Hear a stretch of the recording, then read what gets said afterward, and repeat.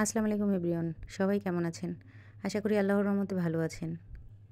আজকে বৃষ্টির দিনে নিয়ে আসলাম আপনাদের মাঝে হাঁসের মাংস। হাঁসের মাংস আমি ঘরোয়া উপায়ে রান্না করব, তাই ভাবলাম আপনাদের সাথেও শেয়ার করি। এই যে আমি কড়াইতে তেল দিয়ে দিয়েছি। তেলের মধ্যে আমি গোটা রসুন আর কয়েক পিস শুকনো মরিচ দিয়ে দিলাম। এবার এগুলোকে আমি হালকা আঁচে একটু ভেজে নেব। হালকা একটু লালচে হওয়া পর্যন্ত আমি অপেক্ষা করব। হাঁসের মাংস আমি ঘরোয়া উপায়ে খুব সাধারণভাবে রান্না করব।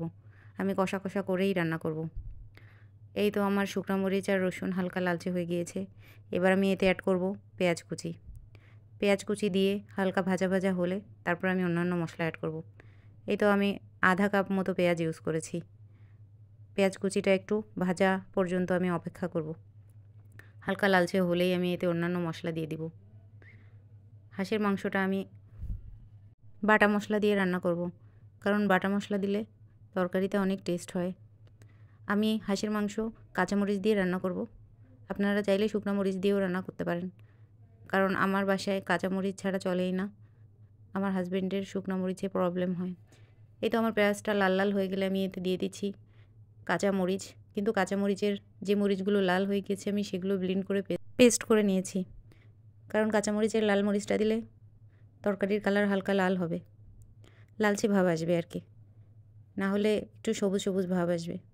যদিও টেস্টের কোনো ডিফারেন্ট হবে না, বরং কাঁচামরিচ দিলেই তরকারিতে টেস্ট বেশি হয়। এই তো আমি মশলা হালকা একটু নেড়েচেড়ে এর মধ্যে দিয়ে দিচ্ছি রসুন বাটা, আদা বাটা 1 চা চামচ করে আমি দিয়েছি, আর দিয়ে দিচ্ছি জিরা বাটা। এইবার এই মশলাটাকে আমি অনেকক্ষণ ধরে কষাবো, যাতে মশলার কাঁচা ভাবটা চলে যেয়ে তেল ফুটে যায়। এটা সময় নিয়ে করতে হবে, কারণ মশলাটা যত বেশি কষানো হবে তরকারিতে তত বেশি টেস্ট হবে। চুলার জালটা আমি মিডিয়াম টু লো ফ্লেমেই রেখেছি। রেখে আমি কষিয়ে কষিয়ে মশলাটাকে সুন্দর করে তেল ফুটিয়ে নিব। আমি এটাকে এখন ভাজা ভাজা করে তেল ফুটিয়ে তারপরে এতে আমি অ্যাড করছি হলুদ গুঁড়া। হলুদ গুঁড়া দিয়ে আমি আরেকটু মশলাটাকে নেড়েচেড়ে এতে দিয়ে দিব লবণ, স্বাদ মতো লবণ। স্বাদ মতো লবণ দেওয়ার পর এটাকে আমি আরেকটু ভাজা ভাজা করব।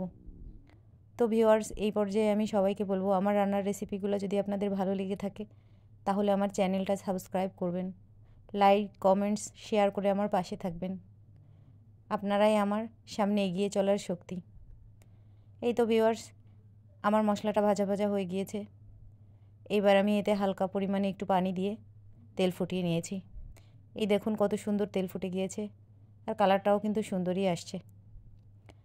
এখন এটাকে আমি আরেকটু ভাজা ভাজা করে এতে আমি দিয়ে দিব হাঁসের মাংস।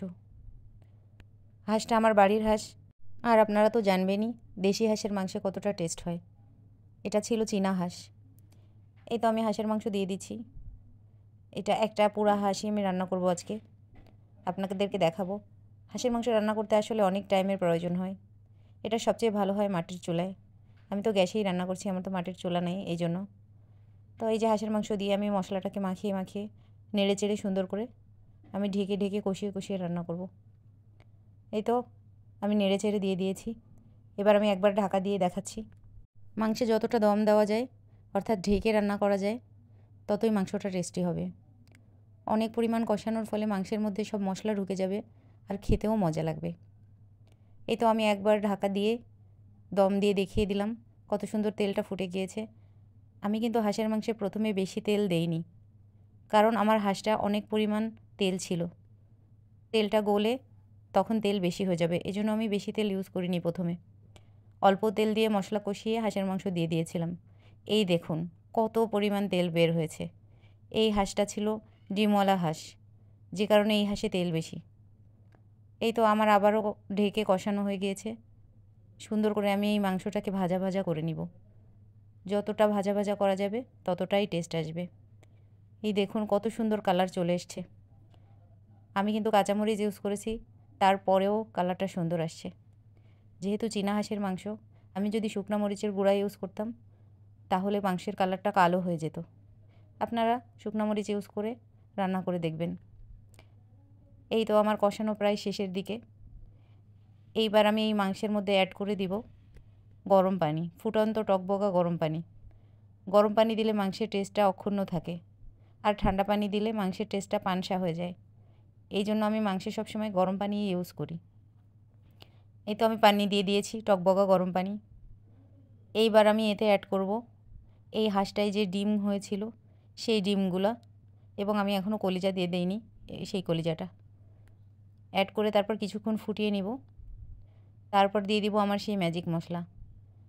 আমি যে মাংসের মশলার রেসিপি দিয়েছি আগে, সেই মশলা আমি সব রকম মাংসে ইউজ করতে পারবো এবং মাংসের স্বাদ দ্বিগুণ বেড়ে যাবে। এই তো আমার তরকারিটা ফুটে গিয়েছে। হাঁসের মাংস রান্না করতে দেখলেন তো কতটা টাইম লাগে। এই যে আমি ডিমগুলো দিয়ে দিলাম আর কলিজাটাও দিয়ে দিলাম। ডিম আর কলিজা দিয়ে আমি আবারও ঢাকা দিয়ে কিছুক্ষণ নেড়েচেড়ে তেল ফুটিয়ে নিব।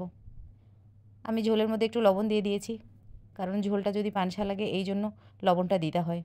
হাঁসের মাংসটা আমি কষা কষা করেই রান্না করব। আর এই কষা কষা হাঁসের মাংস দিয়ে আপনি রুটি, পরোটা, ভাত, পোলাও যে কোনো কিছুর সাথে খেতে পারবেন। অনেক মজাদার এই হাঁসের মাংস।